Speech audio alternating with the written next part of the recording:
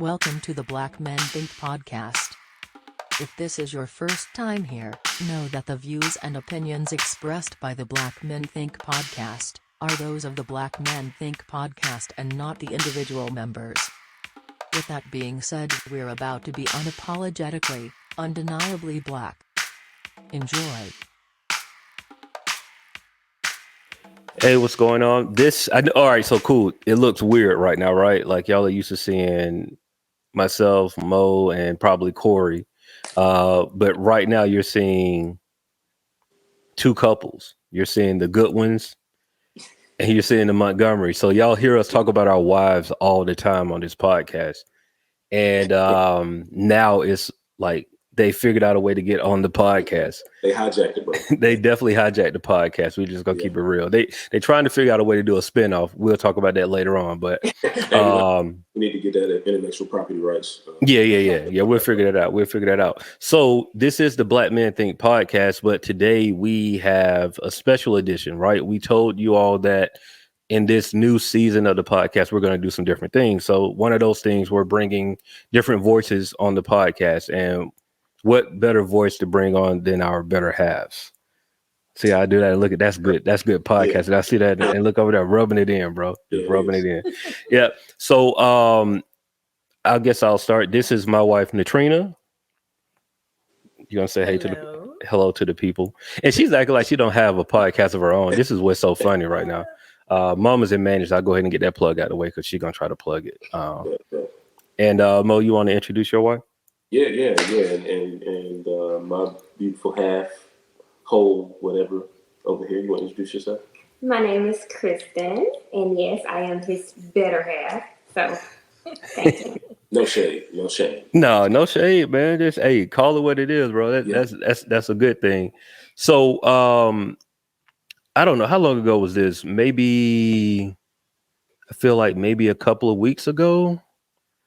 Or maybe a week or two ago, Mo was like, it'd be a good idea if we have like the wives on the podcast. Both of us are 10 years in the game, right? So our anniversary was the 8th. I had to think about that. Hold up. Married. Yeah. What, 2.5 weeks apart? Yeah, 2.5 weeks apart, something like that. So what's the date on y'all? September 30th. Yeah. 30th. So across the board. Yeah. So, and I think we have a lot of ways to go. So I know we all went on some celebratory trips. And so if y'all want to, we can kind of start with that. And then I feel like we can actually get into the grit of 10 years of marriage and what that really looks like. Very transparently 10 years of marriage, and not like the glamorous side. Like we want to really get into everything of what a 10-year marriage run looks like, so we can help other people that may be coming up to 10 years or people who may have just started on day one. Y'all got a long way to go. But this is worth celebrating, you know. Oh yeah 10 years, bro. So. And also those who are not married, like thinking about it, just things to consider, things to look for, y'all. Absolutely. So things to avoid. Right. Things to avoid. Yeah. Definitely things to avoid. So, I mean, I guess we could start with we took a trip to celebrate our 10-year anniversary. We went to the island of Curacao, which is a Dutch Caribbean island off the coast of, we found out it's actually a South American island. It's off the coast of South America, but it was colonized by the Dutch, but it's in the Caribbean. Very beautiful place. Very beautiful. We realized very quickly, though, after we left, that we didn't really do all of the things that we normally do on a vacation, like go around and like try to see all the sights. Yeah, it ended up being like a very relaxing vacation, which something that we realized what we desperately needed at the time. But you got something you want to say about the vacation? That was our first time doing all inclusive. So I think that had a lot to do with us relaxing. Yeah, absolutely. Just being spoiled by drinks, food, And really, the view from our hotel was really nice. Oh yeah, it was really nice. And actually, it was really hot. Would you say like humid? Probably so. If you weren't right off the beach, humidity. Yeah. Which we found out from the locals that was uncharacteristic of Curacao. Seasonally hot. Really? Yeah. Like they said that it was too hot. Like they are used to cooler weather. Yeah. And I mean, Right. it wasn't hot compared to how hot it was in Georgia, but I think it was like maybe mid 80s. Yeah. A couple of days. I don't even think it reached 90. Yeah, it didn't reach 90. Yeah. It was so bright. But Definitely. if you were like right on the beach, it was fine because you got the breeze from the Mm-hmm. ocean. So that was fine. Yeah. Yeah. And we had a nice view, like our room right off of our patio. You literally step in the sand and I would say maybe 30 to 60 feet. You could walk to the ocean. Mm-hmm. And it definitely the blue is the clearest blue of water that I've ever seen. So it was nice, man. I really enjoyed it.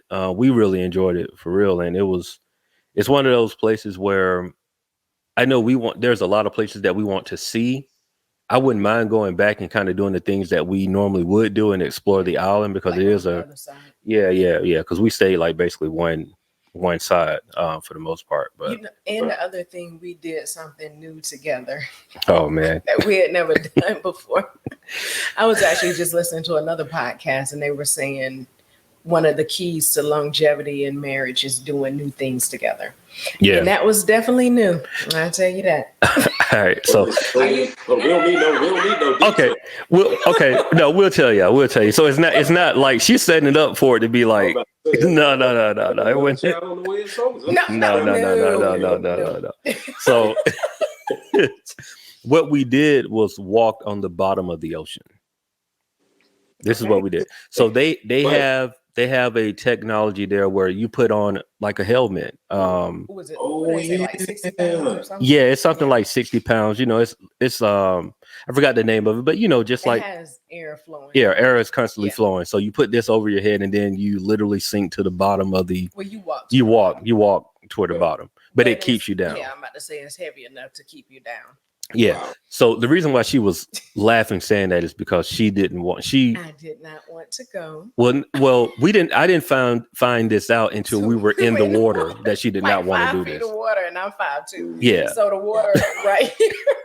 And she was like, "No, I don't think I'm gonna be able to. Yeah, I don't think I'm gonna be able to do this." Y'all hear each other?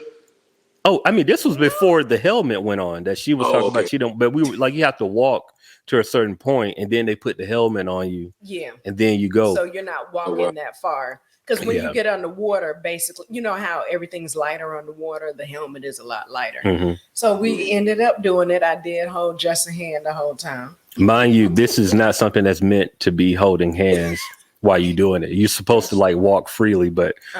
Yeah, I held her hand the entire voyage. Now, which was lights on the helmet so y'all can see. You know what? It was during the day. Yeah, it was during the daytime. I didn't even think about that. I guess just the sun going through the water. Yeah. I mean that kind of goes back to how clear the water was. Like there was no lights; it was just all sunlight. Because we were, what he said, 21 feet underwater. What? Yeah, 21 feet. Completely submerged. Yeah, completely submerged. Crazy. We'll insert some video. I have to remember that. We'll insert like a little clip of the video here so y'all can see it. Yeah, her holding my hand the entire time. And also my face on one of the shots. My face is looking like I don't want to be here. I'm looking like straight face. Like, why everybody else smiling? Yeah, it was definitely a cool experience. I was a little bit, this is something we could talk about too after, y'all talk about y'all vacation, but it was like, bro, to be there and mind you, the entire time we've been talking about this, there was never like any moment of hesitation from my wife at all. Like we talked about it 2 hours before we went. But there was no hesitation. There was no like concern about this being something that you didn't want to do. And we got there and it was like. When I started reading the paperwork, they basically, you sign your life away. What'd you say, Kristen? Yeah, that's what I was going to say. Sometimes when you get in it, you like here with the water, things change up. And then when I signed my life away, when he was like, "Yeah, we're going 6 meters underwater," and I was like, "Oh, is that 12?" He's like, "No, it's 21." And then I was like, "What?" So I was like, "Whoa!" So yeah. But the good thing was we did something new. That was the first time that either one of us had did anything like that.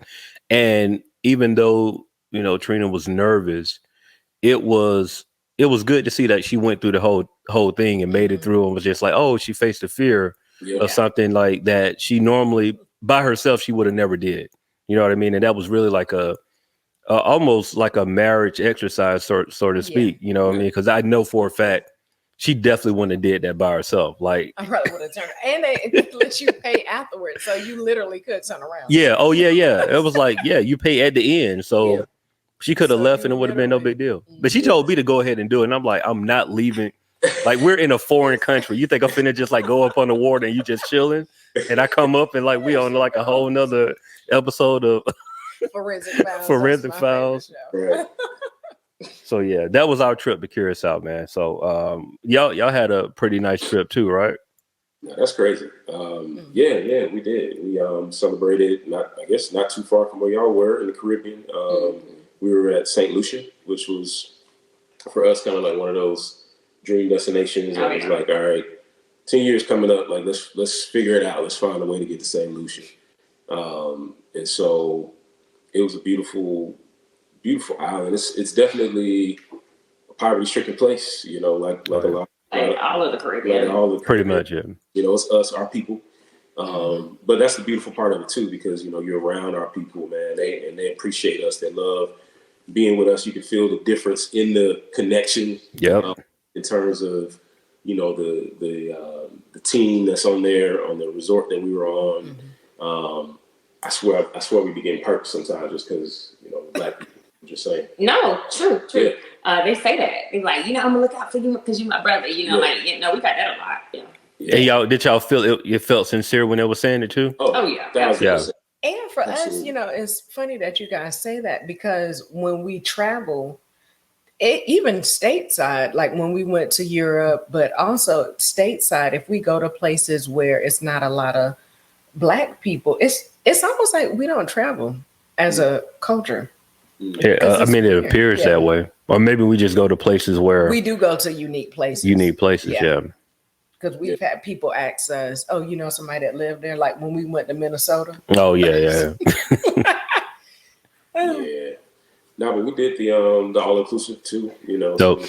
Super relaxing. But we kind of had a chance to venture out and do some hiking. Like we ended up hiking up this little ledge, kind of one of the little peaks that are on the edge of the ocean. And so when you get up to the top, you look over and it's just nothing but ocean. Like we hiked up a mountain. Okay, she gonna call it a mountain. He said a ledge. That's different, right? I'm about to still use the clip. We're gonna insert that right there too. So, there you go.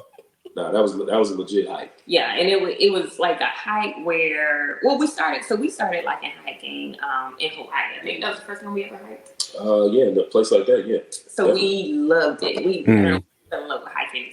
And Hawaii was our honeymoon. So we haven't done a ton of hiking since then. Right. And that's how we even got to St. Lucia too, because it's like, I want beaches and I want mountains. And I think I Googled beaches and mountains, and that was number one. I was like, we got to get to St. Lucia. And so, all right, that's a big trip. So 10 years, we get to St. Lucia. I don't care what we got to do. I don't care what we got to sell. We're going to St. Lucia. They sold them kids. Don't ask no questions. FBI don't check this one. So the hiking was cool, and then you could tell it was. So one thing about St. Lucia, it's a place that kind of like almost like established. Should I say established people go to? Yeah. Like in older people. Oh, gotcha. Yeah. People maybe from privilege, right? So it's like hiking up these mountains. You're not really seeing people doing that work like that. So now I'm gonna get to the point where it's like, okay, should we keep doing this? Ain't nobody else. Ain't nobody else. Ain't nobody else. And but yeah, no, it was super cool. We love like being just feeling that accomplishment, when you get to the top. And so yeah, that was super cool. No, like legit, you come to this spot and then you're like, oh, that don't look that far down, and then you look over the edge and it's just a straight drop, and you like, oh, that ain't nothing but rock and floor down there. And like, it was a legit hike. Like towards the end, we were like hanging on the rocks and boulders and trying to, edge around the curve. And some of them had to get on all fours really to get up. Wow. Yeah. But we were like, we came this far, we're gonna finish it, and we got up there. And it was beautiful. We were like, all right, this about to be like going down. Yeah. How was the trip down? We still here to tell the story. Right. Okay, there you go. Yeah. That's a good part. And it was relaxing, like y'all say too. We've decided now we're more interested in like relaxing vacations as opposed to, okay, let's go to, for instance, Europe and see every site. It's like, nah, we chilling. Need a break. I feel it. Break time. This is the longest vacation that we've taken since we've had kids. No, since we've had kids, period. Oh, yeah. So we're like, forget all the extra. We're relaxing. We chilling. How long did y'all stay? 7 days? Did you tell me? 8 days. 7 days. Okay. Yeah, that's a good one there. That's a good one. You almost have to bring a gift back to the grandparents. We did. Yeah, man, you have to. Thank God for grandparents for real, because they make it easier when it comes to traveling. I think that's a perfect segue to kind of get into just the importance of having a support system in your marriage, right? Like we've all been married for 10 years, and Trina and I was just talking about this earlier today. Was like, man, we got to utilize Ace more. Like Ace don't stay too far from us, just for us to like have proper date nights, because that's something that we realized that we've been lacking. Like we don't take proper date nights, and if we do some type of date nights, we have to end up incorporating the kids. You know what I mean? And so it's technically not like a date night for us. I think the last thing we did recently was my birthday before the trip. No. We just did this. Without the girls? This was like last week, I think, or week before last. Because the girls, my sister. Oh, we went to the Revolt Festival. Yeah, my sister came up. Yeah, my sister came up, and we had tickets to the Revolt Summit, and we went Sunday. And no, something, we did something else. Not after that. No, so that was just, my mom came up. I forgot about the homecoming. Yeah, my mom came up. Reunion, yeah. Yeah, my mom came up, and so we went to the high school reunion, and we had a 10-year high school 20-year high school reunion. And wow, that's crazy. Me and Nadine, for y'all that don't know, me and Nadine, we went to high school together, so we all celebrated our 20-year anniversary, 20-year high school reunion. But that was a cool thing for us, because we legitimately knocked out like 2 or 3 dates in a couple of days, which we don't normally get the opportunity to do. And so, having that support system is key. And I think the sooner you can build that, the better, because it's so important to date. Like marriage is cool, but you still got to continue to date your spouse. And I think we lose that along the way, especially with having kids, because we automatically make our kids priority. And a lot of times we forget about us. Like we had to date before we had these kids. You know what I mean? So that's key. I would definitely say that's something that, you should consider, finding a support system so you can continue dating your spouse, Yeah, no, big time. I think it's definitely equally as important over here, because our pace, and we talk about it all the time on the pod, but the amount of children that are in this house, for one, they demand your attention. The stress of work, the endless calendar, endless schedule that we're on, it becomes a cycle. It's very easy in marriage for that, to become, for that normalcy, or that for everything to become normalized. Normal, yeah. And so I think for us, really honestly, we're probably just recently hitting this sweet spot where we start to feel like ourselves again. Yeah. We call it taking our lives back. Right. And honestly, it's something that we had to choose to do, Yeah. And that's one thing I'll say. Like, I guess we'll just dive into some tidbits, ways, because the big question here is like, man, we made it 10 years. That's a lot to celebrate. A lot of people either don't make it there, or aspiring to get there.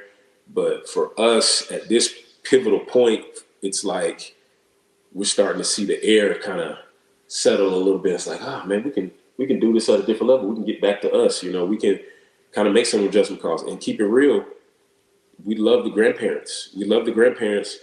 But like sometimes you have to put yourselves before the grandparents and say, no, we need y'all to take them. Like, yeah, we need y'all to take them. yeah, fact. Go. Yeah, that's true. We, so we've been doing a few trips, like back to back, which is more than our usual. Like I said, we're taking our lives back. And it was kind of like, yeah, so we're trying to do this next month. And it's like, oh, y'all already went y'all somewhere. Just did, and we kind of like, yeah, like, but we don't need it again. I feel you. Speaking of which, I want to feel bad, but I'm like, no, fam. But you can't feel bad because before you had kids, what your parents used to say. Right. Say it. Yeah, when you gonna have I know my mom definitely used to be like, my mom, I had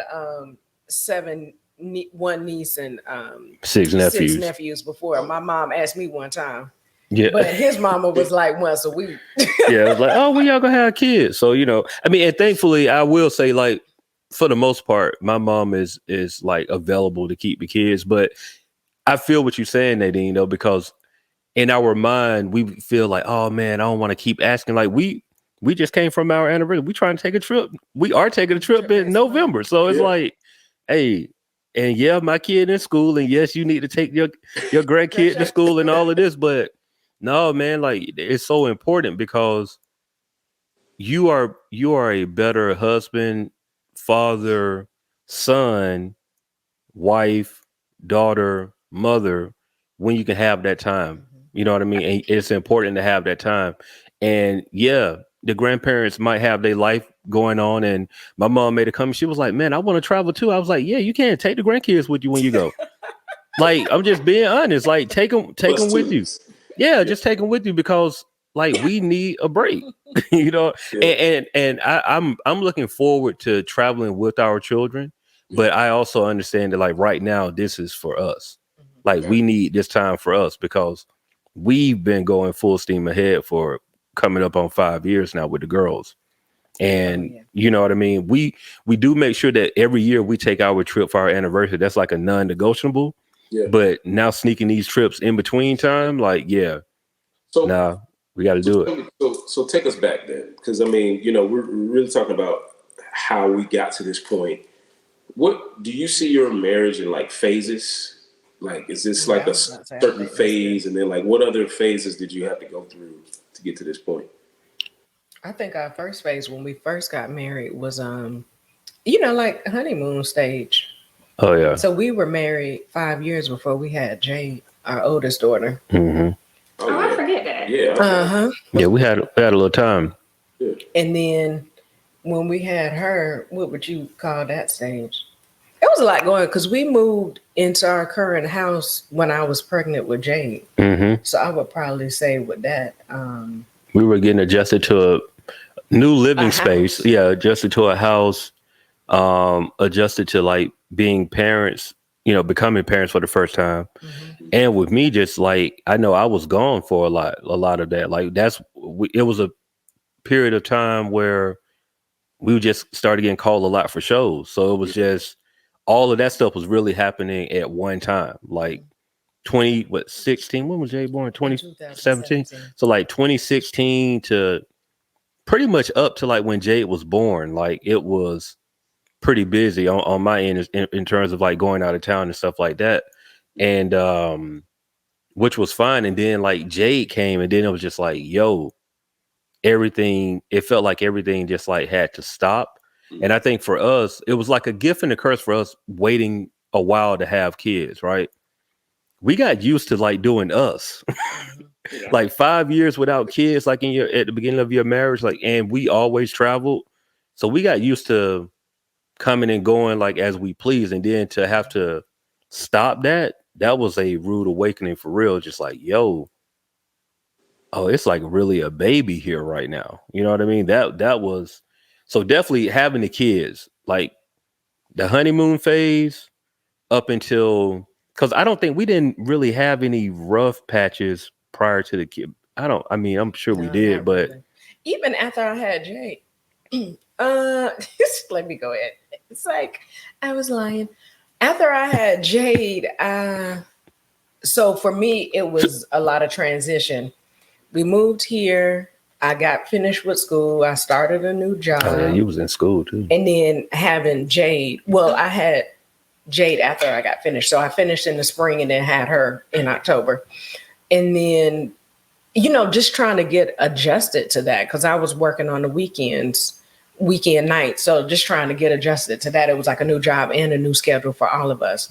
And with me being at home Monday through Thursday, well, really Monday through Friday because I was nights with her.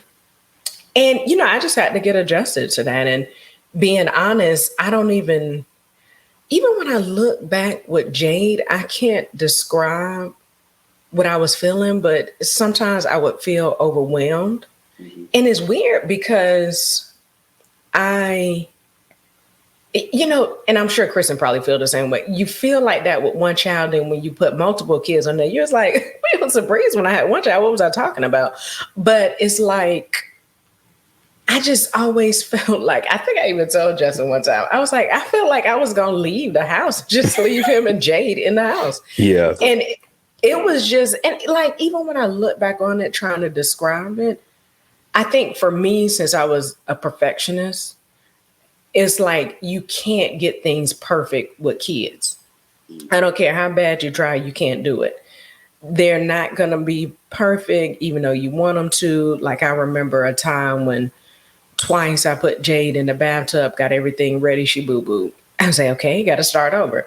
And, just things like that. And I think for me, just trying to balance everything. Like I said, I had plenty of time, but it's just trying to balance everything, thinking, oh, she has to do activities. And she was one, like, what activities does she need to do?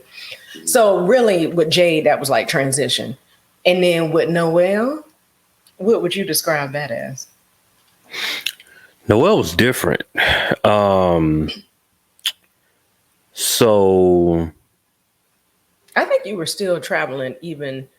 Not as much. Pregnant. Yeah. Not as much. But Noelle was different because everything about Noelle was different, honestly, from the moment she got here, like the way that she got here.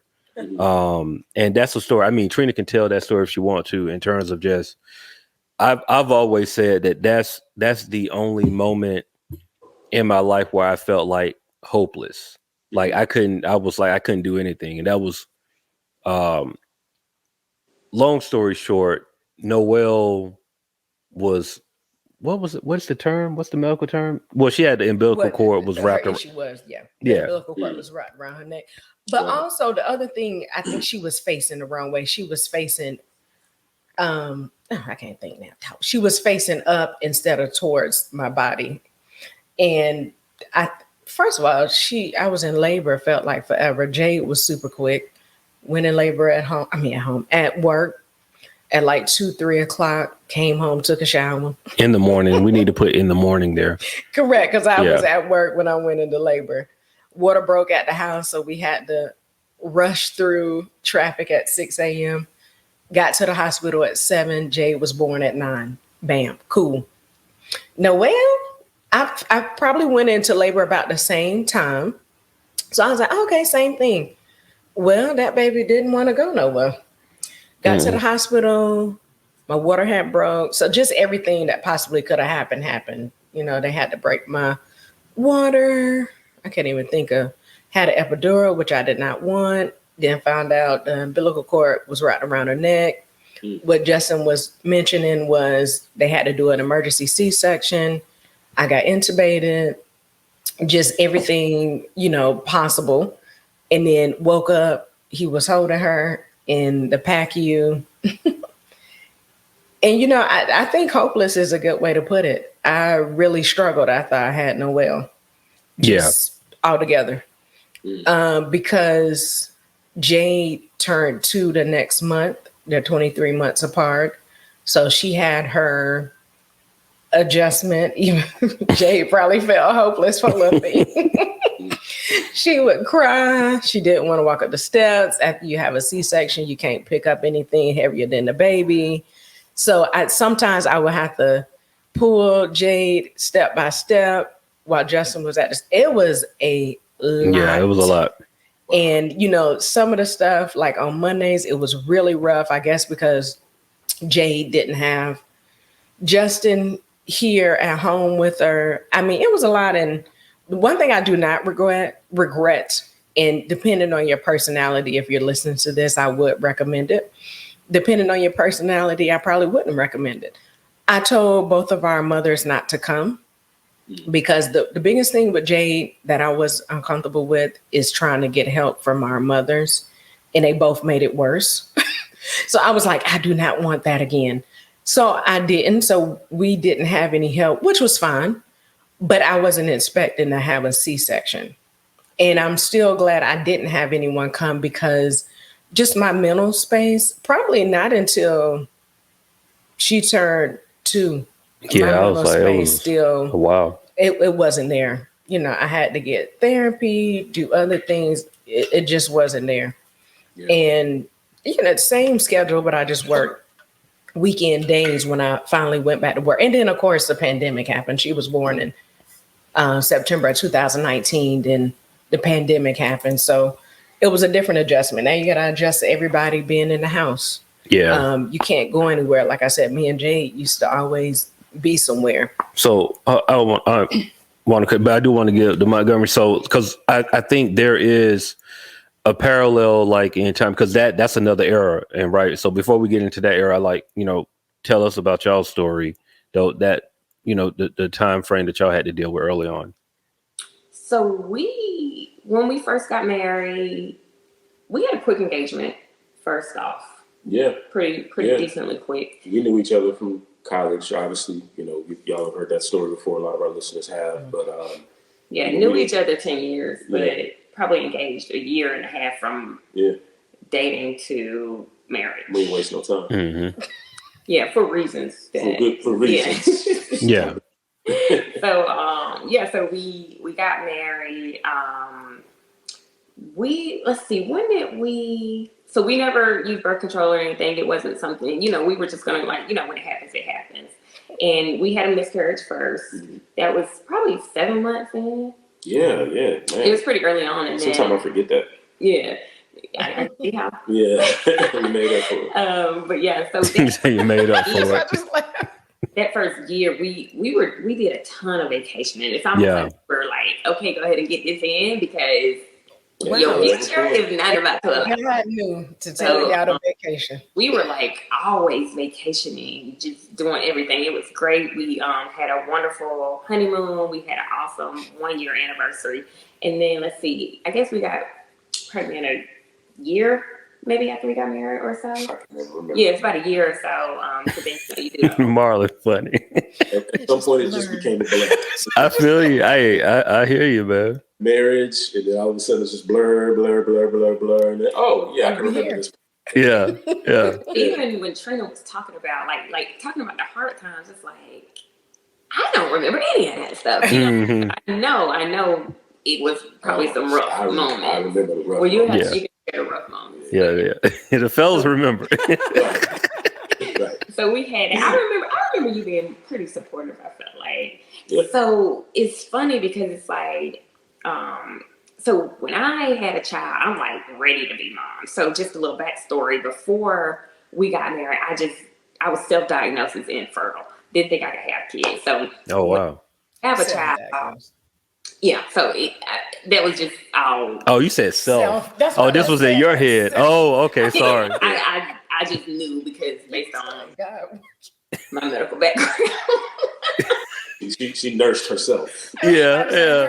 So anyway, back forward to having our first child, you know, I'm just all the way in. I mean, totally self-sacrificial. You know, I'm ready to give up my entire life. And, you know, of course, this was not the same for my husband, but that's how I felt. And of course, like, you know, okay, I do remember now because it's like, I'm feeling like, man, I'm just like ready to forget who I was. I'm a mom now, you know, and I gave it all up.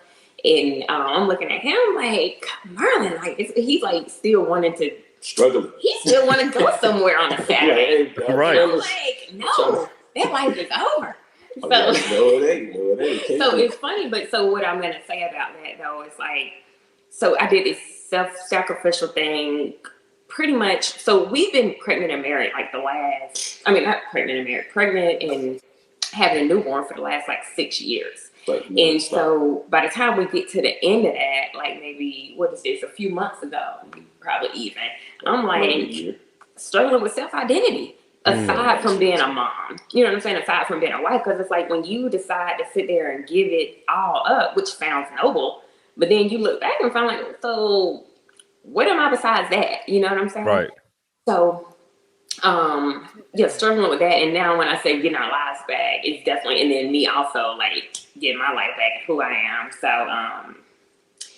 that beginning part was a struggle with me not even knowing like what I'm doing to myself and what we're doing to us. I think we did pretty. Were we dating? Well, so some people they have kids and they will not leave those kids with anybody. They go on vacations with them. We see people on vacation all the time with their kids. Mm-hmm. We ain't never had that. So our first was born in August. Mm-hmm. Our anniversary was the next month. Deuces. Yeah. It was somebody gonna keep this going. Little Abby. And and we had, thank God for my sister. She getting up doing them every 3 to 4 hour feedings. Oh man, that's love. Yeah, we were out because we did want to always make sure we were we treat each other as a priority. Right. It's like, thankfully we had some people tell us coming into our marriage, like, it's y'all. Like, or anyone else. God, we had that. God, your spouse. Right. Mm-hmm. Then the kids. And that's something that we always wanted to commit to. Yeah. And I'll just to piggyback off of what you're saying, like, I think one of the critical things for us, honestly, and this is for anybody who is looking to get married or anybody who may already be married, but like you can still do this, like surround yourself with people who you trust, but who are going to tell you the truth about marriage and can give you those tips and those things that are like deal breakers that you need to have as a part of your marriage. Because I think we were thankful to have a lot of those people. We had examples. I put it like that. I agree with that. One thing that somebody said to me one time, it was a wife, and she was like, and it's somebody you look up to. I think it was in the church. I can't even remember, but she was like, "Yeah, I love my husband." She was like, "But I don't always like him, and I don't like my husband today." And then like that. Things like that are so real when you're going through it, feeling like things that I'm going through. Something wrong with me, you know what I'm saying? Or we got issues. It's like, you know what? Somebody said that and that's actually normal. Well, and it's probably hard to understand it before you get married.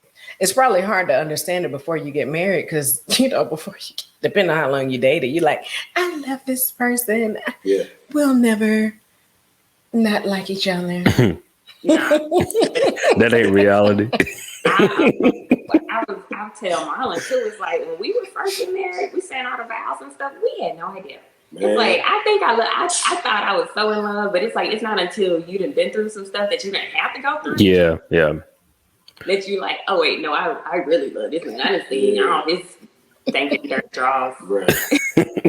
Literally and figuratively. And yeah. And it's just like it's crazy. Like look, like now. I feel like I actually know love. Mm-hmm. Like I think we had this picture of what we expected to be. Like expectations were high. This picture of like, oh, this is how our life is going to look. This is how our family is going to look. This is how we're going to relate to each other. That stuff gets tested. Like, and I think it has to. I think that's the whole point. Like it has to go through, the fire. Like literally has to go through testing, and you have to be pushed to your breaking point to see if that love is sustainable, if it's real. I mean, kids try you, right? But like adults try you, especially their spouse, and they know how to try you, like times out of 10. And so I think for us, like both of us we're such strong personalities to begin with, and we saw that from the beginning, and some of that like is a strength. But in a lot of ways, we had to learn like how to let the other person lead, how to let the other person have the moment, let the other person have the last word. apology, like forgiveness, apologies. I mean, so many things that I think we thought we might have known before, like hadn't even been tested. And then even getting to a point where you're like, okay, 3-4 years in, you got, one or two kids or something like that. You think, oh man, we're so experienced. You have no idea what's coming in year 7, 8, 9. Right. No clue, And I mean, I'm sure it's the same now. It's like, both of our couples are 10 years in. What 20-year people got to say, Right. Yeah. And they're like, you ain't seen that to these kids, all That's teenagers. I hear about Yeah. it. Man. I was gonna say that probably really tests your marriage, and then your front together, because I'm sure teenagers gonna test that at all times. Yeah. We try now, even with the girls, because they know the difference in our personalities, right? And so I see it now with them. They play into that. Like Noelle is Noelle is a crier, right? She likes to cry, but she's also like my little snuggle bunny, right? So what she'll do is, no matter what happens, she'll come and get close to me and think that whatever her mom just told her doesn't apply because I'm right next to daddy. And so I have to, even in my way of talking with her, I still have to apply the same thing that her mom told her to do, but just do it in my voice, right? So like I try not to yell at the girls as much just because I don't want them to normalize them like a guy yelling at them, right? Like I try to, even though sometimes I do it, but for the most part, I try to get down on their level and try to talk to them as opposed to like yelling, right? But even this just happened today. Noelle, like her mom told her, don't put your fingers in her mouth. Like she's going through this phase of where she knows that she's putting her fingers in her mouth, laughs about it, know that we don't want her to do it, but she'll keep doing it. And so Trina told her, like, hey, if you put your fingers in your mouth again, you're gonna get a pop. And she did it. She got a pop, and then she saw me and she tried to act like didn't have to happen. And so I walked up on her and saw her with her fingers in her mouth, and I told her, all right, look, you already got a pop. Go ahead and stand in the corner. But she's trying to act like, oh no, I don't want to. What? Why am I going to the corner? Like I didn't do anything. Daddy, look at me. Give me a hug. Like I'm your snuggle bunny. You know what I mean? And so you just have to. I can only imagine what's going to happen 10 years down the line when they're teenagers and like they really have the influence of others and all of the stuff that we ain't even ready to talk about that they're dealing with, how we have to have a united front at that age group. So that's just a lot of prayer, bro, because I I'm dealing with girls and you have 2 girls and 2 boys, but man, I don't know. I just have to pray daily because they already try to play me now at this young, tender age. So I can only imagine what it's going to be when they get older. Right. Yeah. Hey, question to you. Me? Mm-hmm. Okay. What's something you would say that you would tell every couple that they need to stay away from to make it 10 years? That's a good question. Yeah. All right. So, I mean, I probably could come up with a list of things, but right off the top of my head, stay away from perfect couples. Perfect couples? Amen. Amen to that. Saying, like, your circle or whoever you see in marriages, if it looks perfect and when you see, first of all, no couple is perfect. No marriage is perfect. Marriage is hard. I don't care what nobody say. I don't think marriage is hard, period, point blank. If you actually married, So when you see people that don't necessarily air their dirty laundry or things, I mean, couples that look perfect, you're gonna feel like something is wrong with you and something is wrong with your marriage. But when like this is normal what couples go through, like, this is just par for the course or whatever y'all say.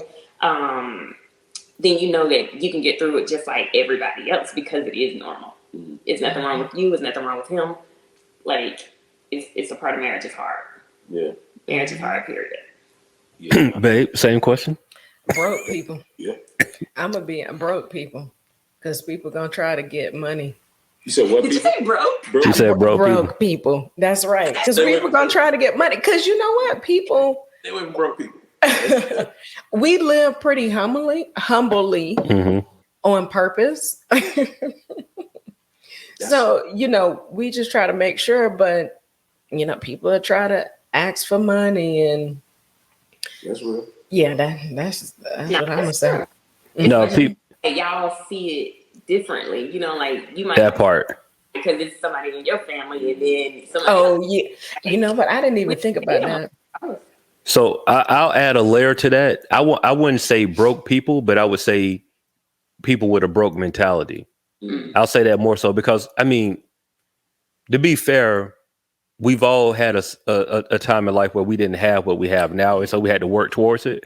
But that's different than people with like a complete broke mentality, like people who don't care to progress. They're cool with being right here, and they try to use that against everybody else, right? Because we've all seen it. Like Trina said, we live very humbly here, but we'll have people that think that we're doing so great and try to take advantage of that by thinking that, we can ask for this, we can ask for that. And it's like, no, like we took this route for a reason. Like we're putting things in place to set our future up, not necessarily living for right now. Because I mean, we've all seen people that say they broke, but they got on $1,000 outfit and they baby got on like $300, worth of clothes. Yeah. You ain't broke, fam. You just putting your money in the wrong places. You know what I mean? So I definitely say that. Now, if you ask me that question, what I think is needed for 10 years, I think you really have to erase whatever you thought marriage was. And really start from, I don't want to say start from scratch. Everyone needs a foundation, but you have to allow your marriage to like really build on its own, right? Because we can look at our parents and what our parents did. And while they provided some good examples, our parents lived in a completely different time than what we live in, right? Your parents didn't have to deal with picking up the phone and seeing whatever your heart desire.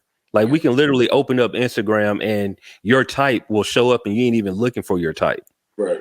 Your parents didn't have to deal with that. Your parents didn't have to deal with being somewhere and like we all grew up in pretty much except for you, Marla. Well, I guess, we grew up in a close knit community, so to speak, like a small city, like not a major city. You know what I mean? Okay. But where things are just different. Like we can turn the street, we can turn on Camp Creek and you can see a Rolls Royce going down the street, right? Where I grew up at, we probably would see a nice car maybe once a month, and we'll be like, where they going? Or what, they driving through. They don't necessarily live here. So I say all that to say there are so many things that our parents didn't have to deal with that we are dealing with currently. Our parents' mentality was like, go to college. Well, I'll speak for me. My parents said, go to college, get a good job. That was it. There was no lessons on financial literacy. There were no lessons on purchasing a home. They might have told me get a house, but they didn't tell me the process of getting a house. They didn't tell me about credit cards. They didn't tell me about just like the basics of, they were more so a generation of like lead by example. So like, I'm gonna show you what to do. You just got to be watching. But no, sit me down and tell me what I need to do. I didn't have that. So a lot of the stuff that we're learning firsthand, right? And we're trying to work our family unit to where we're teaching the girls about this stuff at 3 and 4 and 5 years old. Like they're learning about some things that, perfect example, Jade had a passport at what, 8 months?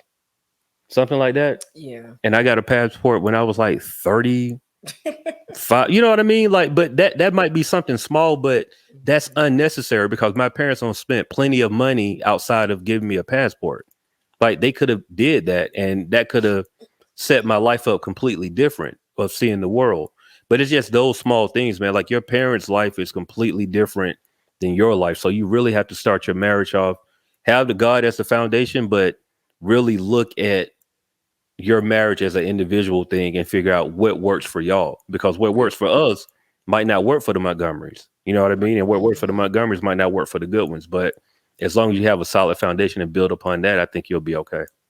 Now you just dropped the bar, and low key, I just want to piggyback that bar and say, like, your marriage, whoever this is listening, like, your marriage is not somebody else's marriage. Like, Right. That's a bar. That is like, take that home. But if I had to answer it, man, I kind of got two answers. So I'm gonna give one of them real quick and then go to the next one. Like, the first one I would say is make sure you have the same friends, and I don't mean like coming into the marriage but when you become married, like, I got my homeboys, and she got her homegirls, but she know my homeboys, and I know her homegirls. And there ain't no homegirls of mine that she don't know. Homeboys of her, what I'm saying? Right. I ain't got no homegirls, Right.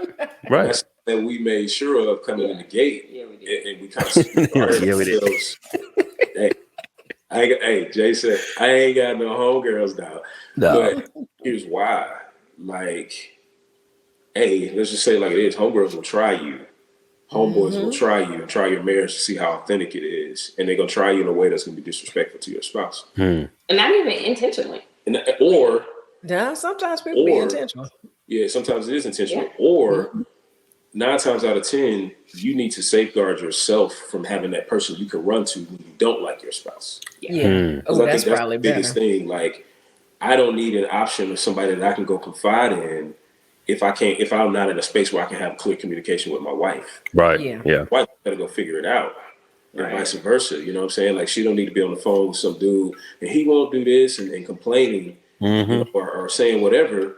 We figure it out. That's how you grow through the communication and become better at communicating with each other.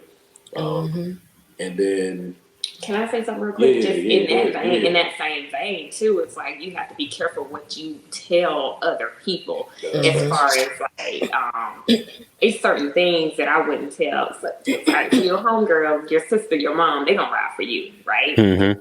They're loyal to you at the end of the day. You know what I'm saying? So you mess around and tell them something that I mess around and tell them something Marlon did, they might not easily forget that or forget it. And then, like, they're going to be looking at him with some side eye, or they're going to have something to say when it's like, no, we're good now. But it's like, Yeah, you never going to forget that stuff. Yeah. So that was good. It just made me think of that. Yeah. Yeah, no. I mean, honestly, I forgot the second point. So that must be the most. No, that was it. That was God, bro. That was God right there.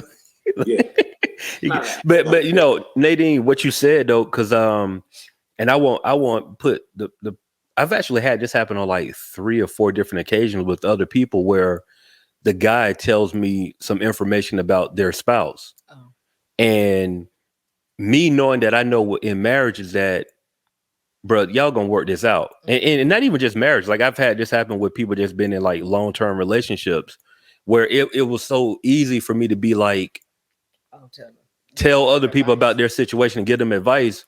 And like, I can only imagine what would have happened if I would have told them like, oh, bro, you need to leave her alone.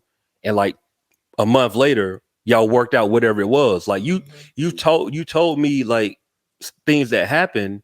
But my stance have always been when people come with me with that type of stuff, I was like, look, bro, it's not any of my business. The only advice I can give you is like communicate with her how you feel. Yeah. And then y'all go from there. Because I can't offer you information. And now if I'm like, no, bro, forget her, like cut her off, blah, blah, blah. He gonna remember I said that. And he might look at me a little bit different. Or if she finds out that I said that, now I'm cut off when I'm trying to be helpful. Yeah. You know what I mean? And so it's like, no, I let people, when it comes to relationships, not just marriage, it's relationships in general. Like, look, y'all figure that out on y'all own. I'm going to give you honest advice and tell you like, look, you need to communicate with the person that you beefing with. Don't come to me asking me for no, like, do I need to leave or stay? Like, no, bro, I'm not going to tell you that. You grown. Y'all going to figure that out on your own, But that's super important though, Nadine. That's really true. Really true. Yeah. All right. I thought of a question that I want to ask. What's up? So the biggest things they say, the hugest barriers in marriage is what they say now, is sex, communication, and money. So I would say, like, what have you guys done to overcome those 3 areas? Before you start going in this, because I feel like this is a great topic, y'all gonna have to go over to Patreon to get the rest of this conversation. Indeed. This we're about to get into some good stuff here. And so if you want to hear part 2 of this conversation, go ahead and subscribe to our Patreon. You know what it is. That's just where we are. Go over to our Patreon, tell a friend to tell a friend, get part 2 of this conversation. And there you go. Yeah. All right, boom. This has been the Black Men Think podcast. We had our black women on here today, and they didn't disappoint. They did not disappoint. They did not disappoint. Oh, Mo, you know what? I got our closing, bro. Do you remember the closing? There you go. You say I got the closing. What is it? I got it. Look, thinkers think, doers do. Doers do. Don't try to be someone else. Just be you. Oh, you reading that? BNT podcast. Yeah, I'll read it because we just came up with that. Oh, okay. Yeah. She's talking about it because on her podcast, she always forgets her closing. This is something we just came up with that. So yeah, see y'all on the next episode. Make sure y'all go to Patreon. This conversation is about to get really great. So go over there. We'll see y'all next week.